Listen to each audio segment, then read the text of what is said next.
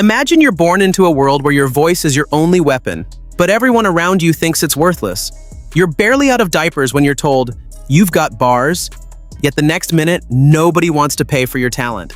From the very first day, you're hustling, writing rhymes on the back of cereal boxes, begging for studio time, praying for just a single spin. You're stuck between dreams of sold-out shows and cold reality checks. Why does it feel like the moment you start rapping, life starts playing you? Let's dive into why it truly sucks to be born as a rapper. You wake up before sunrise, the city's still yawning and streetlights flickering out. Before coffee, before breakfast, you're already scrolling through Instagram, checking if that 20-second freestyle clip you posted last night got more than 3 likes.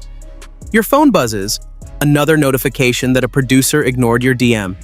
You close your eyes, breathe in the stale apartment air and whisper, "Okay, let's hustle today." Being a rapper isn't just about writing bars or having a catchy beat. It's an entire lifestyle of doubt, constant rejection, and endless grind. From day one, everyone around you expects greatness, but nobody seems to understand how damn hard it is just to survive as an artist. You see videos of other rappers living big, popping bottles, driving Lamborghinis, but they forget to show the nights spent in empty parking lots, battling homelessness, or the times you sold your beat for $50 just to pay rent. Let's be real, rap sounds fun if you're on stage watching thousands go wild, but getting there? That's a nightmare. You spend hours perfecting lines only for someone to say, "It's cool, but I heard a cleaner version on YouTube." You practice your flow in the mirror. Yeah, this is fire. But when you step into a real studio, you freeze.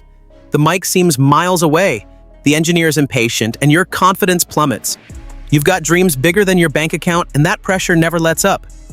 Every day, you're piecing together beats on a secondhand laptop, holding on to the hope that this one song will make the world notice. But then Spotify pays you $2 for 10,000 streams, and you think, "Wait, I just poured my soul into that track. How can they withhold paying me more?" Meanwhile, streaming services siphon off revenue so slowly, you wonder if it's worth staying up till 3 a.m. mixing vocals. Growing up, you were labeled that kid who's always rapping. Teachers dismissed you. They said, "Focus on your grades, this music thing won't last." Family members chuckled. "You plan to make money talking fast for 3 minutes?" Respect was a foreign concept. Even your closest friends thought it was a phase. They'd see you scribbling lyrics in class, and one would jibe, "Why not play sports? At least you might get a scholarship." It's tough when the only person who believes in your dream is, well, you. Then there's the industry. Yeah, that so-called industry that's supposed to uplift artists, but often feels like a trapdoor waiting to swallow you whole. Producers promise beats, labels promise deals, managers promise exposure. And every promise feels like quicksand pulling you deeper into debt. You sign a contract that says 70% of your revenue goes to the label for development costs, but you still can't get into a decent studio without begging, lying, or putting down any money you don't have. It's like they want you hungry, chasing that carrot, so you never notice how they stab your back when your eyes are on the prize. And don't even get me started on the auditions. Open mics that promise industry scouts. But really, you're just a dollar sign in someone's notebook. You walk in, hopeful, you spit your verse with trembling nerves, and the host says, "Thanks, cool," before inviting the next guy. Meanwhile, the scouts are busy chatting, only glancing at you. You wander home with your head hanging, knees dragging, and stomach growling because the $12 plate of mac and cheese you ate last night is long gone. Peep this. You pour yourself into one single track. Late-night writing sessions, tears, heartbreak, joy, every emotion on the map, just to see it flop. No streams, no shares, not even a repost from a local blogger. You feel invisible. You question everything. Your talent, your worth, even your reasons for starting. You think, maybe I'm not good enough. Or worse, maybe this world doesn't want my truth. That doubt festers, creeping into every rhyme, every beat, until you don't recognize yourself anymore. Recordings cost money. Studio rates, mixing, mastering, all these essential expenses pile up. You spend half your rent on a 4-hour studio session. Then, you shell out for a mediocre engineer who ghosts you halfway through the mix. Finally, after weeks of waiting, your track drops sounding muddy, unbalanced, like garbage. You blame yourself, but it's really the system. High costs, overcrowded studios, too many rappers chasing too few high-quality engineers. And let's talk promotion. You post on all social platforms, texting everyone you know, begging for shares. Still, half your followers never see your post. Instagram's algorithm buries you, Twitter moves faster than you can type, and TikTok demands short, viral content. So you spend hours choreographing a dance to your own song like some backup dancer. It's exhausting. By the time you finish hustling on social media, it's 2 a.m. and you're so tired you can hardly finish your last verse. Then there's the money factor. Even if you somehow land a gig at a local club, they pay you in exposure.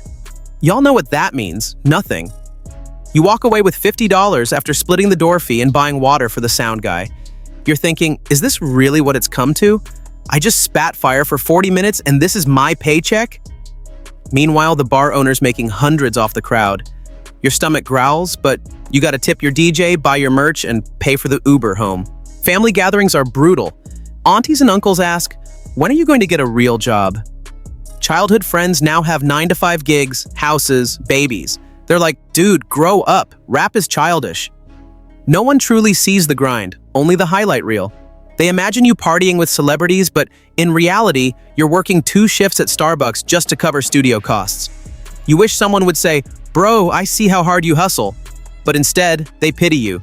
Poor thing, so talented but broke.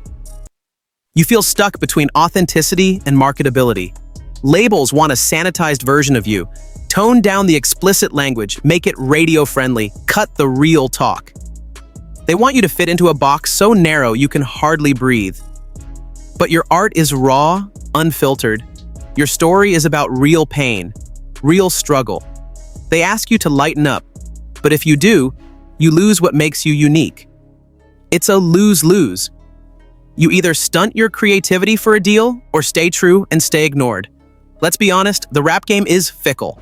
Trends change every week. Yesterday's hottest flow is today's cringe. You see someone explode overnight, maybe they sample a viral TikTok audio or have a parent who drops them a beat. Meanwhile, you've been on SoundCloud for 5 years, under the same name, dropping mixtapes no one hears. You wonder, is it talent or luck? Or just knowing the right people? That ambiguity eats at you. Sometimes you think, maybe I should have learned marketing instead of bars. Then there's mental health, depression, anxiety, imposter syndrome.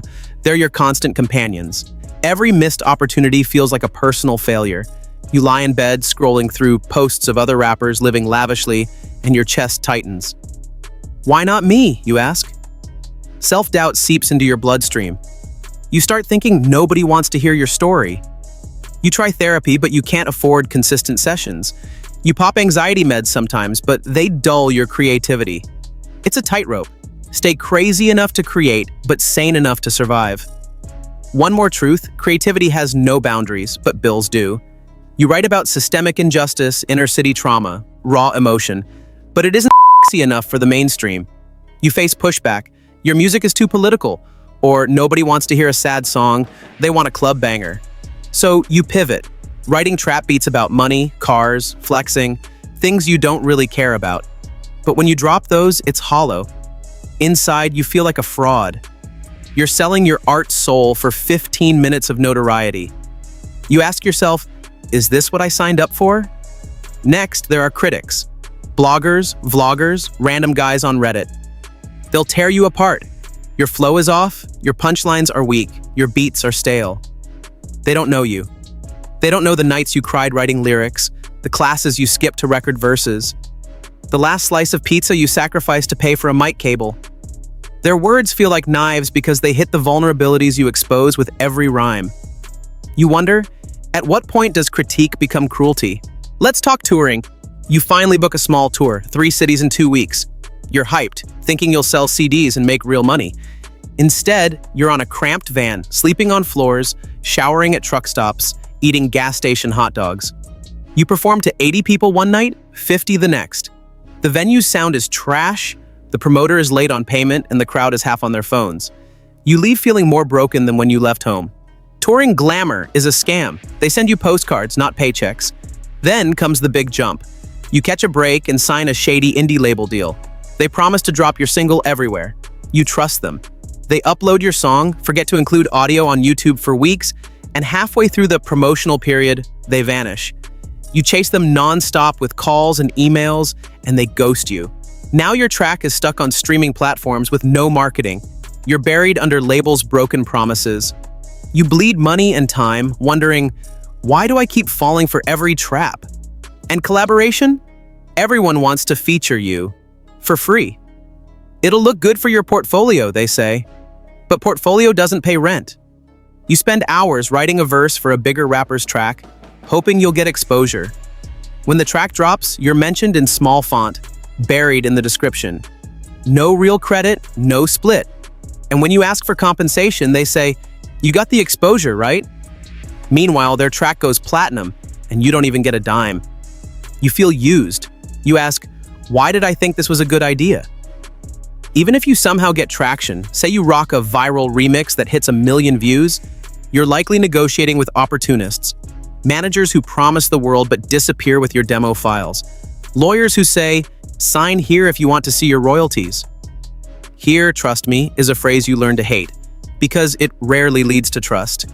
It leads to shady clauses, backdoor cuts, and soul-crushing headaches. And let's not forget the toll on your personal life.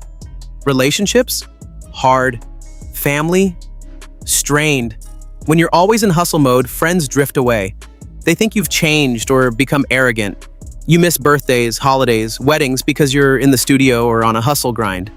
You date someone who doesn't understand rap culture. They ask, why are you always so stressed about a few thousand streams? You try to explain that if you don't get those streams, you can't afford rent. They say, why don't you just get a normal job? That stings because you're pouring your heart into this art form and they think it's just music. Worse still, when you finally do get some success, the pressure skyrockets. Now you're someone to watch.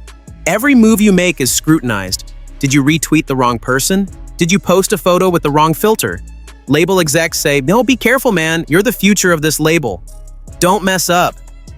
So now, instead of writing freely, you're writing under the microscope. The anxiety creeps back. What if this next single flops? Your fans expect consistency, but creativity isn't a factory. You're forced to cut corners, recycle old lines, or chase the latest trend just to keep people's attention. Eventually, you start hearing, you're past your prime. Your sound is outdated. One listen to your early mixtapes, people say, this was better.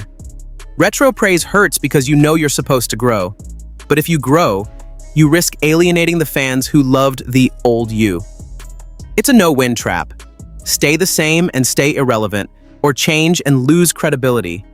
Most of us choose credibility, but then streams drop and we're back at square one, slogging uphill with no guarantee of a win. And as you hit your late 20s, your body starts to feel it. Late nights in the studio, unhealthy eating habits, too much caffeine and energy drinks. Your health dips.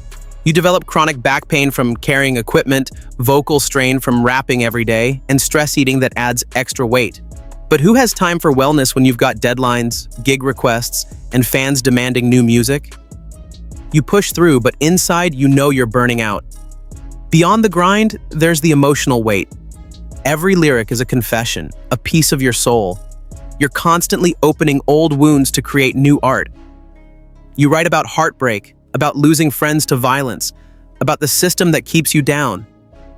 Every time you release a track, you relive that pain. It's cathartic but draining. You ask yourself, when does it end? Will I forever be the kid pouring out scars? Sometimes you dream of a quiet life, maybe run a small shop, teach kids to rap, or work a 9-to-5, but the art has you in its grip, and you can't escape. Even when you step off the mic, the echoes follow you. People expect you to be that rapper, never giving you space to be human. You can't post a personal photo without fans dissecting your every move. He's getting thicker, must be happy. Or did he gain weight? Must be depressed. You're under a microscope, turning even basic human needs, sleep, change, growth, into public talking points. So what's the light at the end of this tunnel? Honestly, sometimes there isn't one. Some rappers burn bright and burn out. Others stay in the game forever but live paycheck to paycheck, never escaping that paycheck to paycheck cycle. You might get a hit, but the label pockets the profits. You might tour, but the promoters cut your pay. You might build a fan base, but they scatter when trends shift. The hustle never stops. Even retirement isn't sweet. You're too branded, too known for a certain style to just vanish. You can't walk away because you're that rapper. And rap is all you've known for half your life. Yet for some, the love for the craft is stronger than the pain. That compulsion to speak your truth, to feel that rush of the audience reacting, can make it worth it. Some rappers find ways around the system, building their own studios, creating indie collectives, releasing music on their own terms. They find joy in community, in creating outside the mainstream. But make no mistake, it still sucks in countless ways. Financially, emotionally, physically, every single day. You don't do it for comfort. You do it because nothing else fills that void. And so here you are still grinding, mic in hand, dreams in your eyes, and doubt in your gut. You've seen what it costs, lost nights, lost relationships, lost sanity. You know the world doesn't owe you respect. You know even your biggest hit might be replaced by someone with half your talent and twice your marketing budget. Yet you keep writing because that's who you are. You're a rapper, born into a world that often despises your art, but you'll fight anyway. Because despite all the struggles, despite all the reasons it sucks, there's nothing else that makes you feel more alive than spitting your truth over a beat.